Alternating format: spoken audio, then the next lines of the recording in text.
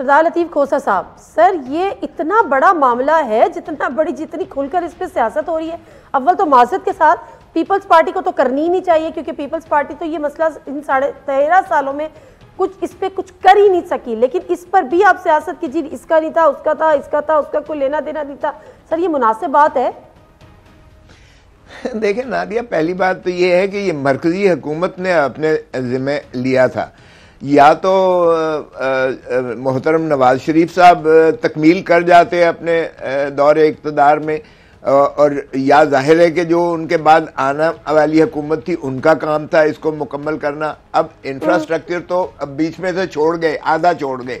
अब वफाकी हुकूमत ने जो NFC अवार्ड था उसके मुताबिक भी महासल न दिए सूबे को, और इसी तरह मोहतरम इमरान खान साहब ने जो बहुत अरसा पहले पता नहीं कितने हज़ार अरब का जो पैकेज आकर 1100 अरब का पैकेज जो कराची के लिए वो दे गए थे, वो 1100 अरब का तो एक धेला वहाँ पहुँचा नहीं है, और फिर 3.5 साल के बाद आकर उसी प्रोजेक्ट का माशाल्लाह तख्ती लगा रहे हैं, जो इस प्रोजेक्ट की शुरुआत मोहतरम नवाज शरीफ साहब ने की थी और इंफ्रास्ट्रक्चर तकरीबन मुकम्मल था।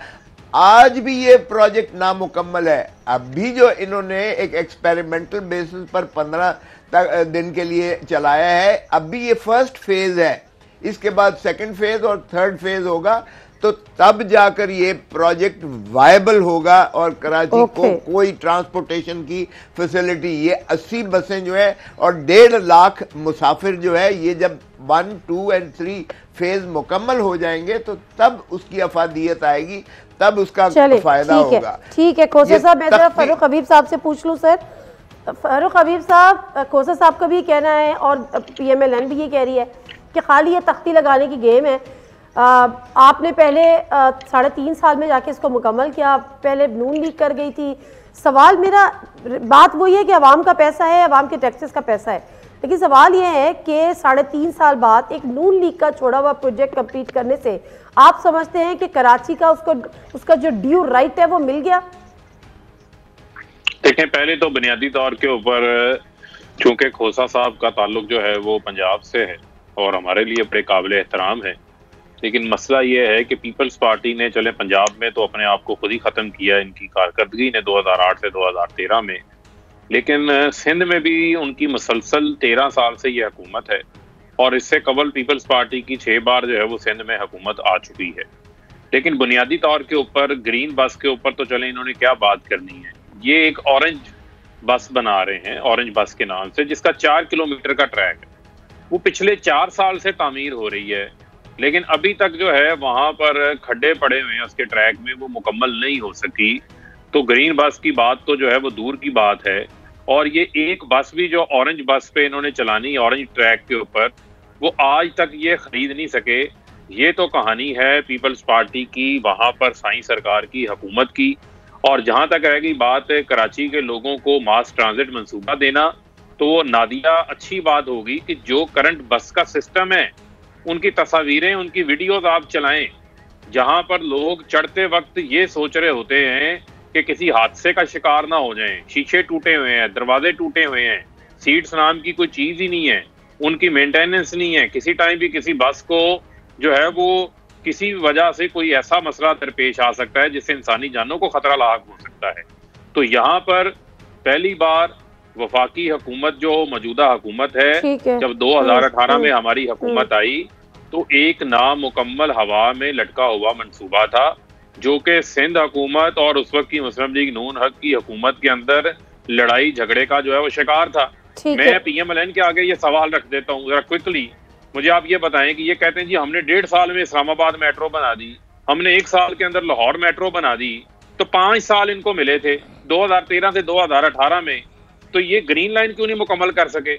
उस वक्त इनकी पंजाब स्पीड कहाँ गई? ये सवाल PMLN के लिए छोड़ देती हूँ। जरा सुन लेना, सुन ले, ठीक है, वापस आती हूँ तो जानते हैं सर, वापस आते हो तो जानते हैं। नहीं अभी मैं ब्रेक ले लूँ ना, मैं ब्रेक ले लूँ फारूक साहब, हमने 10 अरब की, सुन लेना, 10 अरब की नहीं वो सिलसिला टूट जाएगा ना। 10 अरब की बसेस हमने मंगवाई हैं, जो इसका ITS सिस्टम है, जिसका ऑपरेटिंग सिस्टम है वो हमने बनाया है, उसका कॉन्ट्रैक्ट भी जो है वो हमने किया है।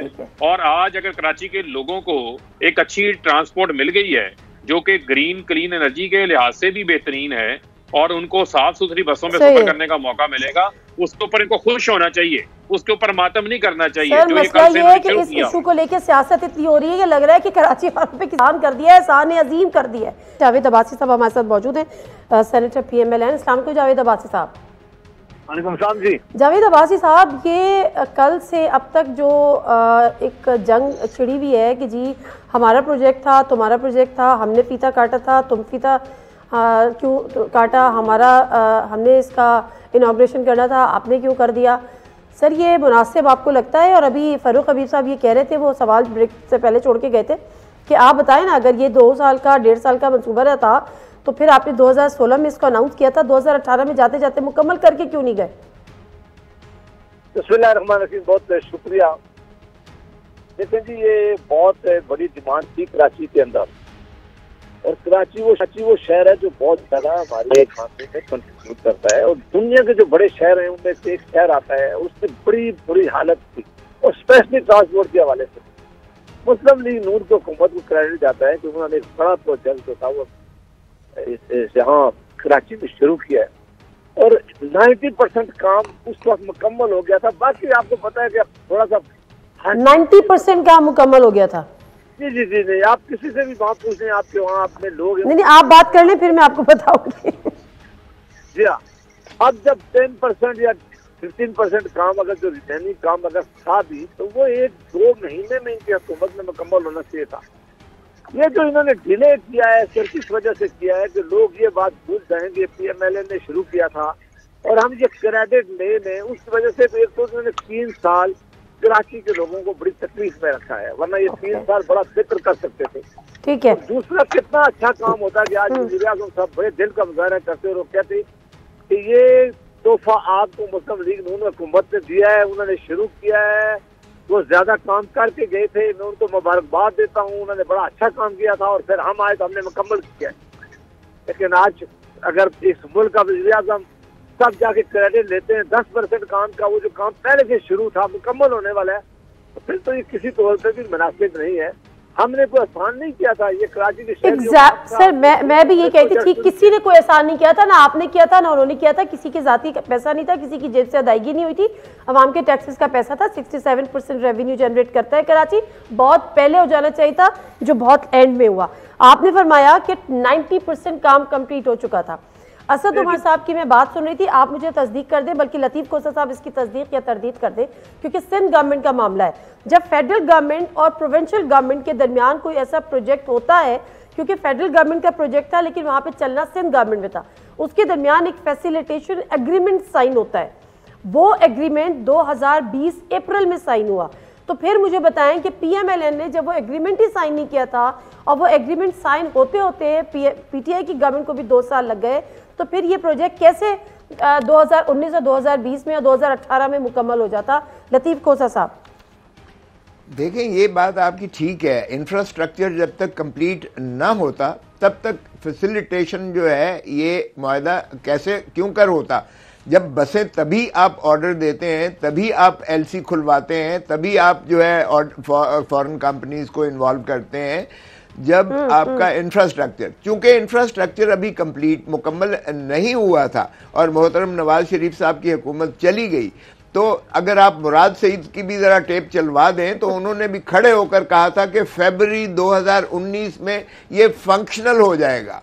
लेकिन चूंकि गलत कहा था, बिल्कुल झूठ कहा था। अब आप जरा सुनाएं चलाएं।